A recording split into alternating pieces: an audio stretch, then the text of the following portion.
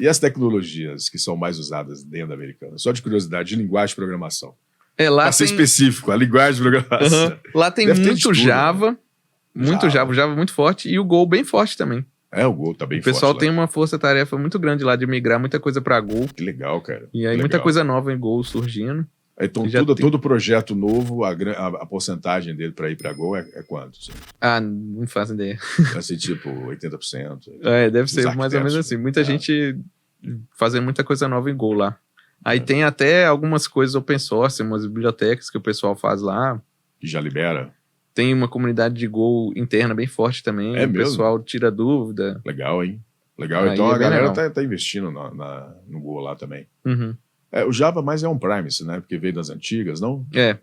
E o Go consome muito pouco recurso, né? Acho que o pessoal fez uma conta lá uma época, era alguma coisa de tipo 80% mais rápida a resposta e 60% menos recurso. Dependendo do... A mesma API. Dependendo dos benchmark interno que eu tô falando, né? Não as que a gente solta na internet, geralmente dá isso mesmo. Dá uma coisa bem absurda. Ô, Fá, obrigado. Você já tá indo, Fá? Ao vivo? a Fá é a nossa fotógrafa, viu, Lucas? Mas você já tá indo? Você tomou uma aguinha gelada? Não? Tá bom? Obrigado, hein? Valeu. Manda sim, por favor. Obrigadão, viu? Vai lá, Rafael. Sei que eu já conhecia a Fabiana, lá do evento. Tá bom, beleza. Só foto profissa, né? Ficou bom, ficou fenomenal. Demais, e hoje ela veio, só para dar uma... Mas vamos lá. É isso, aí a gente tem os dois clouds e a gente usa bastante. Java e Go, né? Isso, tem Node? Java e Go. Acho que tem. Pouca coisa? E tem o pessoal também de data também, que já é uma área toda à parte, né? Aí Sim. usa muita coisa diferente. Sabe? A stack de dados é bem aí deve ser Python, né? Python já supre muita coisa bacana ali. Sim. O problema é só as retrocompatibilidade, o tempo de resposta e notas. Aquelas pipeline de dados que demora 4 horas para rodar. Não, tudo bem, tá valendo. O cara põe a pipeline para rodar e liga o Golcast aqui. Pois é.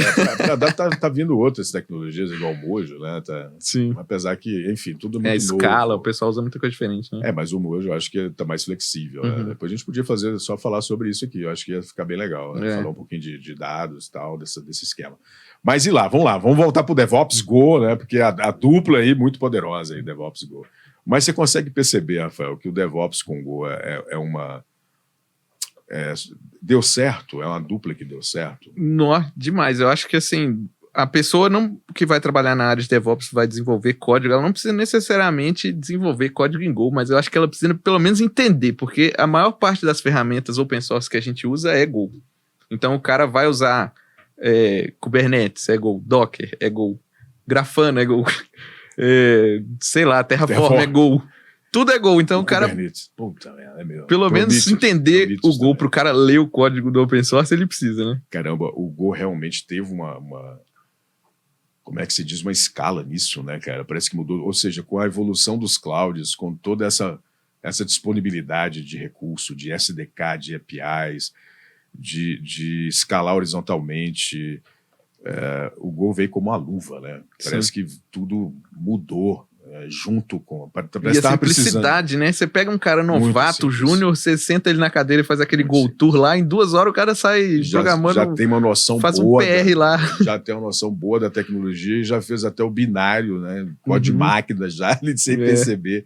Enquanto às vezes uma outra tecnologia, o cara tem que fazer Tem que instalar milhões de um pós-doc pro cara...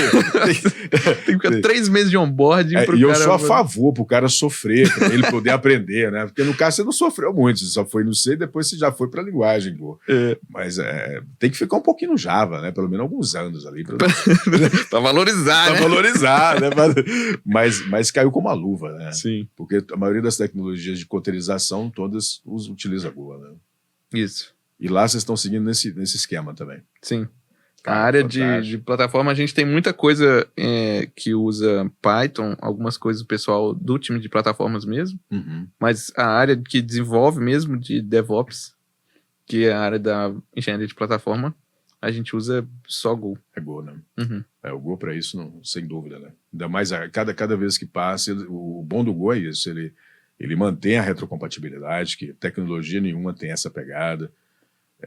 Ele está muito focado no desempenho ali, né? Você vê que toda versão que lança, eles focam ali no core, né? Para não Sim. perder vamos dizer assim, o que já é melhor, o que já é bom. Então, eles têm a maior preocupação de manter tudo funcionando certinho. Manter tudo funcionando sem quebrar e sem dar aqueles saltos de comunidade. Eu tenho que ter isso, tem que ter orientação a objeto. O cara faz tudo na correria, depois muda, não deu certo, você volta atrás. Isso? Mas você não viveu isso não, viveu? Eu mexi com Python 2 e 3, aí já foi. Era assim, né? Eles queriam fazer funcionalidade que tava...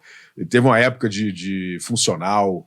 E que todas as linguagens começaram a adaptar para o funcional. Tem que ser funcional. E aí você tinha lá a linguagem que era toda imperativa, e o cara, tem que ter funcional, e inventava, tinha que criar um clone. As buzzwords, né? Na hora que tem uma, todo mundo sai correndo. Você viveu isso também, não? Não, peguei muito, não. Não, pegou só não. Um pouquinho no Python. Você não mesmo. sofreu, cara. Não mas no caso, internamente, toda essa cultura DevOps que é implementada, na sua visão, o que você acha que funciona, não funciona, ou é só conversa para gringo, ou não, realmente tem um peso e é válido? Não, eu acho que funciona demais. Eu tenho muitos amigos na área, né, que a gente conversa bastante, e eu tenho amigo que até hoje faz deploy do jeito que eu falei, que você que build o binário e joga ele para dentro do servidor, assim, arrasta assim, ó. Sério? Não, você não vai falar isso. Não, ninguém vai... E aí eu converso todo mundo, a gente fala nossas dores, o que a gente sofre, e eu vejo muita gente falando disso. Sério? E brecha de segurança, e passar por incidente de segurança. Entendi. Ninguém quer viver isso, não. Deixar as portas abertas pra galera tentar, né? Ficar tentando. Sim. Mas com relação na Americanas mesmo ali, é tranquilo essa comunicação entre os profissionais, né? Como é que é feito lá entre vocês? Usa metodologia ágil? Todo dia tem uma dele ou não tem? Como é que é formada as sprints? Conta um pouquinho só para a gente entender um pouco o cenário. Uhum. A gente tem... Cada time lá fica mais ou menos responsável por cuidar do seu, né? Então, não tem uma obrigatoriedade de seguir certa metodologia. O importante é entregar, né? O que os outros times... Um time quer saber do outro é se está entregando, né? Independente de como seja a metodologia. Então, lá tem de tudo. Tem sprint, tem daily todo dia. O meu time, no caso, a gente faz um Kanban. Aí a gente usa aquele upstream, downstream para poder ir desenvolvendo até chegar numa issue que vai seguir em frente. Legal, cara. E aí a gente mantém... a gente tem reuniões para alinhar com os times que a gente trabalha em parceria, né? O time de plataforma, o time de observabilidade. Então, a gente tem reuniões quinzenais, assim, para alinhar. Para alinhar. Mas antes disso, só para entender, quem que levantou o requisito para o Rafael desenvolver? Então, a gente... eu tenho um gerente que tem... Chama gerente mesmo? Não é o líder, não. É gerente. Gerente. Boa. Que ele cuida todos esses times. Bem conservador. Isso. Não é um tech leader. Não, o cara é fera. Um abraço pro Vale aí. O Vale é tech lead e o Vale manda muito bem.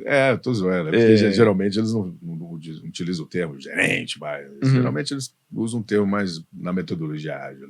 Sim. Mas pode falar, tá tranquilo. Tô só brincando aqui.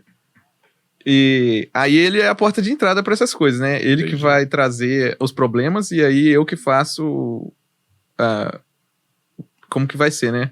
A issue que vai chegar no final ele traz o requisito e você traz a solução tecnológica. Isso. E aí você fala, a tecnologia aqui poderia ser essa aqui seria mais igual. Aí você que define, vocês que definem. Entendi. E aí a gente faz... tipo RFC, sabe? A gente discute bastante, mas ultimamente a gente tinha muito RFC no Git, mas ultimamente a gente tá fazendo muito pela issue mesmo, sabe? Na issue a gente vai adicionando comentário até a gente chegar numa solução assim, podia ser desse jeito aqui, aí alguém vai falar, não, acho que desse jeito não vai dar certo, aí a gente bate o martelo no final e aí a issue chega pronta para o desenvolvimento, né? Aí você chega num requisito válido para desenvolver. E aí ali já escolheu a tecnologia e tudo mais. Aí já fica tudo definidinho, né? Entendi. E aí começa a desenvolver, tem um padrão de desenvolvimento. Um padrão que eu falo é tipo as melhores práticas internamente. Tem. A gente tem muita... a gente tem um repositório lá de playbook que a gente coloca todas as coisas de boas práticas e tal, de Go. A gente usa aquele standard project layout que não é standard. Mas eu curto bastante aquele formato. Go, né? No próprio o Go. link que a galera usou muito tempo atrás, né? Eu curto bastante, mas é uma versão adaptada dele com Vocês têm diretório uma CMD também no Go? Só de curiosidade. Hã? Tem CMD no Go? Tem. Eu só fico zoando. Mas quando a gente tem mais de um binário, Sim, né? Né? Mas enfim, pode... E aí a gente segue com o desenvolvimento, aí faz code review e todo esse processo, né? Que legal, vocês também têm isso também. Tem. Mas lá na equipe lá do Rafael, tem um tech leader? Ou pelo menos alguém que faz esse... Na parte de desenvolvimento? Você Sou faz eu, esse papel. cara, o caso. Esse é o meu papel. Você é o principal da parada? Não tem esse nome bonito, não. Mas eu gosto de falar. Mas então, na equipe, você é o cara que chama a responsa e define as tecnologias, ou as melhores práticas, e faz os code review. Isso. Ué, legal, cara, legal. Então, significa que o gerente é o cara que traz a demanda. E a pipeline tá onde ali? Tá com a outra galera ou com vocês? Como assim? A pipeline que deixa pré-pronta para vocês subirem. Tem coisas que eu defino. Então, por exemplo, a imagem que vai... Eu dou uma CLI para o usuário usar, né? Mais para frente eu vou explicar isso. Aí, por exemplo, essa minha CLI vem numa imagem que eu que entrego. Aí a gente tem as imagens. Mas quem faz a pipeline propriamente dita e configura os runners e tudo, que vai rodar tudo isso, é o time de plataformas mesmo. É o time de plataforma. Entendi. É o tipo de plataforma que vai rodar. Isso. A gente trabalha lado a lado, né? Sim. Mais ou menos o mesmo time, a gente tem essa reunião tudo junto, só que a gente fica responsável mais para a parte de desenvolvimento mesmo, de API, CLI, Operator de Kubernetes, essas coisas, e o time de plataformas mais responsável pela área de plataformas mesmo. E assim, eu nem conseguiria fazer, os caras lá são bravos. Os caras são bons. Os caras são especialistas em Kubernetes, sabe tudo tudo um pouco. Todas as linhas de código que tem lá, os caras todos sabem. os bugs possíveis, para acelerar o processo. Sim. Mas no caso da entrega, igual você está falando ali, da própria filosofia ali, só para entender, a tecnologia que está utilizando então ali, quando é Go, está tranquila. Porque o Go já está próprio para aquilo ali, né? Já está tudo muito pronto. E quando é outra tecnologia, ele sofre um pouco mais. É isso que eu tô entendendo? Não, acho que é mais ou menos a mesma coisa. Se o cara conseguir colocar num container Docker, faz o que ele quiser. A gente teve um cenário lá que, depois da migração, teve alguns times que vieram que o pessoal nem usava Docker, né? Nem container. Então foi... Usava o quê? Só de curiosidade. Sei lá, rodava... tem servidor lá rodando código lá, sei lá. Tem todo que é tipo de coisa, né? E aí a gente, com a fusão, virou Americanos SA, eles definiram algumas coisas que seriam as melhores práticas e aí transformaram aquilo no padrão que todo mundo deveria usar, né? Então foi uma experiência que, nesse momento, eu tava lançando a minha plataforma. Então, o tempo de onboarding eu acho que foi reduzido nesse momento da galera vir para esse formato de containerização, Kubernetes, etc. Entendi. Por causa da plataforma que a gente tem. Porque senão, eu acho que poderia demorar mais, né? Para o cara entender mais de Kubernetes, entender de tudo, até... Não dava, né? Ué, conta aí, então. Fala pra gente aí como é que surgiu a plataforma que você desenvolveu, como é que foi os primórdios, né? Quem foi o gerente que trouxe a demanda, né? Tô usando os termos que você tá usando só pra gente poder descontrair, mas nada contra o gerente. Gerente, por favor. Mas eles são bravos, igual você falou. O importante é o cara fazer, né? O nome que dá pro cargo dele não tem nada a ver. Exatamente. O importante é a atitude, né? Internamente, se a galera tá desempenhando. Mas conta aí pra gente como é que é a plataforma. Pelo que eu tô entendendo, só para resumir antes de qualquer coisa, a plataforma ela é para padronizar, né? Deixar um pouco melhor, flexibilizar para os desenvolvedores, é isso? Isso. Então eu vou contar como que surgiu a ideia lá. Num cenário antes do que a gente tem hoje, né?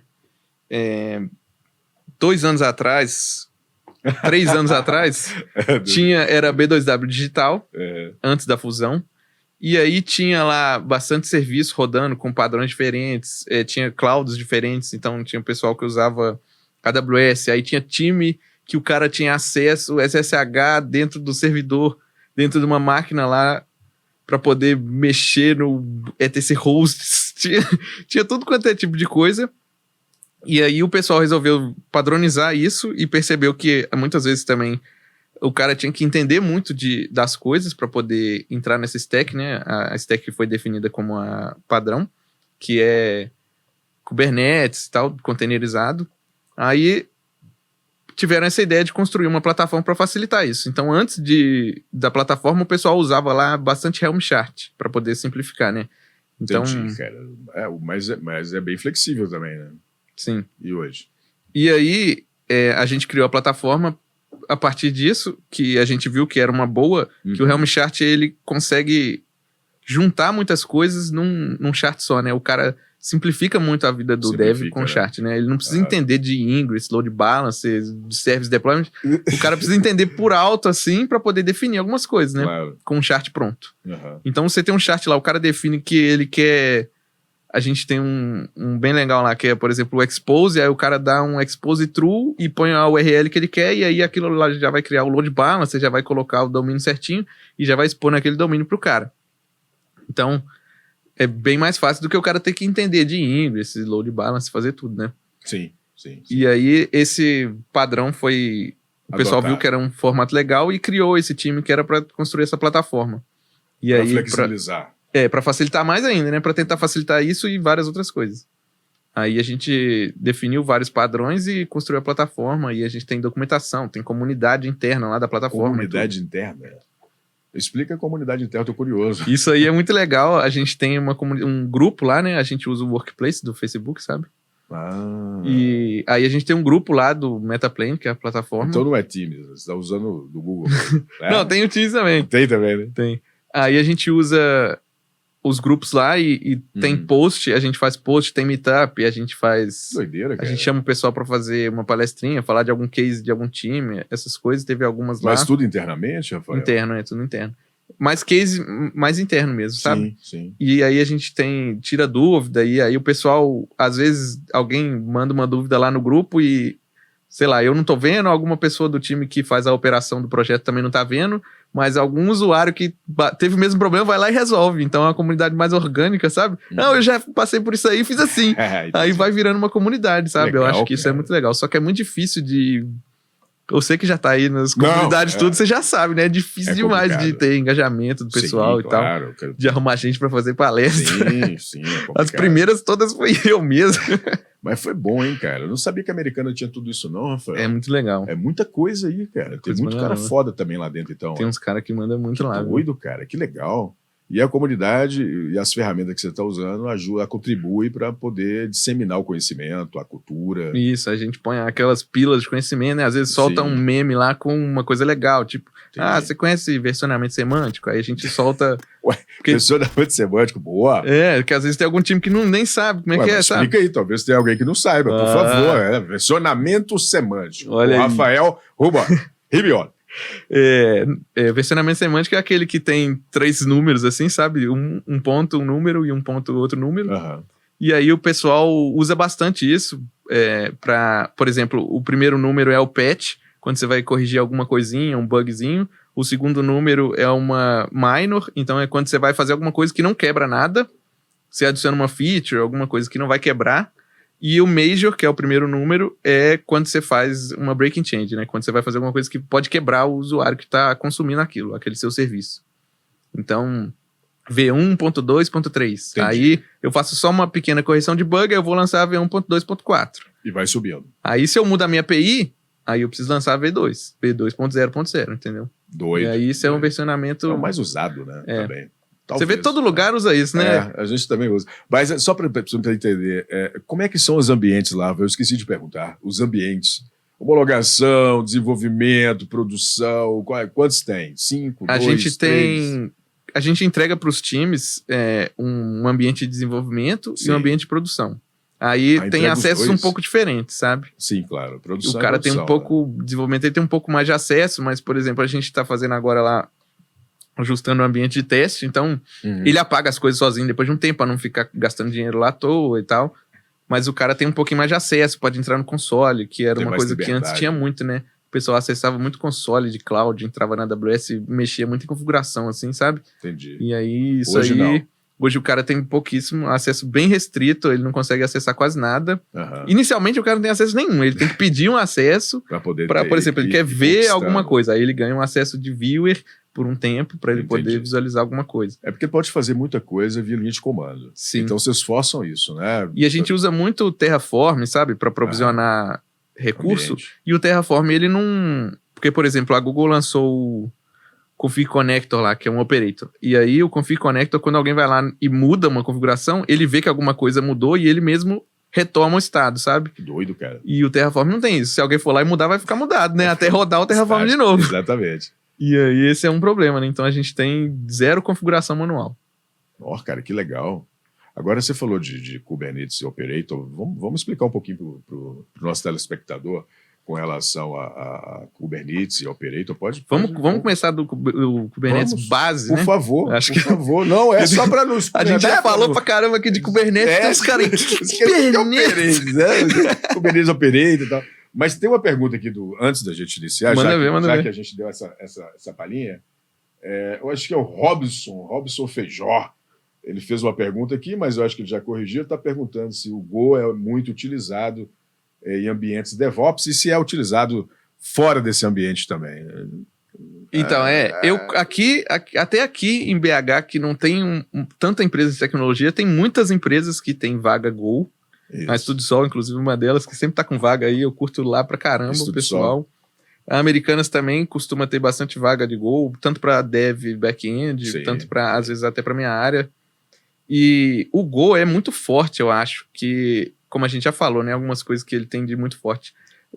Ele tem uma portabilidade nova, né, de sistema operacional, né? Você pode rodar o binário dele em qualquer lugar. Qualquer lugar. É um binário minúsculo. E de forma estática. Você vai rodar um Node lá, você tem que pôr uma tonelada para poder rodar um Node. É verdade. E você vai rodar o Go, o binário dele é minúsculo. Isso. E é estático, só para reforçar. Hein? Estático. Você pode fazer ele estático. Né? E ele é muito eficiente, então ele usa o padrão de concorrência, e tem Go routines, tem tudo que você quiser para fazer aquele código ser extremamente eficiente, controle de memória, tudo. O garbage collector dele é bom também, não é aquele...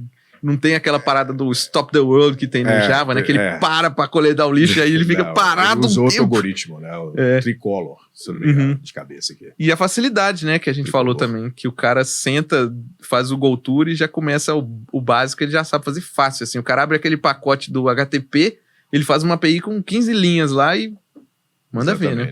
Agora a pergunta do Robson, não sei se a gente está nessa linha, mas como a gente está falando de DevOps, que é utilizado em scripts para fazer as automações, muita parte dinâmica, a gente pode utilizar sim de Go, né? Mas tem muita equipe DevOps que utiliza de vários scripts em Python, em diversas para rodar um script línguas. Que vai rodar uma vez, alguma coisa assim, é bem simples você escrever uma coisa pequenininha em Python, porque tem muita biblioteca e você vai... Isso, já está. Talvez a pergunta dele é isso, com relação ao Go fora desse universo DevOps, se é muito utilizado no mercado. A resposta é sim. Sim. A resposta API, sim. é igual eu falei aqui de API, né? É muito simples. E código, para testar código. Então, para você escrever código... API, eu acho que o Go é como se fosse hoje um semideus, né, para as APIs. Né? Demais. Assim, o Go realmente para APIs é muito complicado você tentar. Os frameworks de teste padrão que tem... Tudo padrão, ele tem muita coisa que é feito com muito carinho, sabe? Exatamente. O time do Go faz as coisas padrão que vem dentro da linguagem com muito carinho. Tem um poder. É muito simples, tudo muito fácil de usar. Você lê o código, lê a documentação e é muito fácil. E é muito poderoso, né? Muito poderoso. A stand library do Go é muito poderosa. Isso. Trouxe uma força gigantesca ali no Go com isso. Mas o Go também é uma linguagem muito nova, não dá para comparar com linguagens que não vieram nessa pegada, né? Dessa nova geração que está surgindo. Então o Go quebrou esses paradigmas, né? Quebrou muitos paradigmas. Dentre eles, de ter uma linguagem compilada para a web. Pronto, só daí você já vê que a conversa é outra, né? Sim. E ele perguntou se é muito usado, então tem empresas grandes aí também, né, que a gente pode citar, a Google, a própria Google que fez o Go, né? Não, Netflix tem código em Go, Uber tem código em Go. Todas as empresas, falar aí, Mercado Livre, Uber, Netflix, fala uma empresa, Estudisol, tem também. Tem também, todo mundo, muita empresa grande aí percebeu, porque quando a empresa é muito grande, aqui o dinheirinho, né? Na hora que o cara vê que o Go é rápido e barato, o cara fala, nossa, é isso mesmo que eu quero. Pois então, eu fiz o benchmark, claro que o que eu publico lá nos private não dá para publicar, mas geralmente eu faço uma brincadeira ali no LinkedIn, geralmente eu faço um teste de benchmark. Sim. Mas no que aconteceu de fato, né, dentro da empresa, é tipo um ganho de 80%, 90%, quando a comparação de CPU, memória, se for realmente comparar, se tiver um Java, por exemplo, rodando a mesma coisa. É uma coisa absurda. É uma coisa absurda. E aí, quem paga o preço, igual você falou, quem paga o custo... Brilha os olhos, né? Brilha os olhos e, claro, não vai deixar passar uma tecnologia dessa à toa. Só E o dev gosta também, né? Porque claro, é um desafio, aquele survey do Stack Overflow, a gente pode ver que todo ano sempre o Go tá numa das linguagens mais amadas. Exatamente. Talvez não é a mais popular, né? Sim. Até pelo mercado, mas até pela idade. Por quem também. usa, né? O mais Agora, amado quem é tipo, usa, se você mais usa, amado. você ama ou odeia. Ele tá Exatamente. sempre nos mais amados. Nos mais amados. Não é à toa, né, que a gente está falando de Go. E realmente, o Go tem uma pegada realmente diferenciada. Eu até torço para ter linguagens nessa pegada. Ou até novas linguagens não nessa filosofia que a gente fala, mas nessa pegada, nessa toada, não sei se a palavra é toada, mas nessa robustez, Sim. Né, com esses pilares, né, de preocupação, igual a retrocompatibilidade, a simplicidade, a legibilidade. É carinho mesmo, né? Com esse carinho, carinho, né? que o pessoal tem pela linguagem.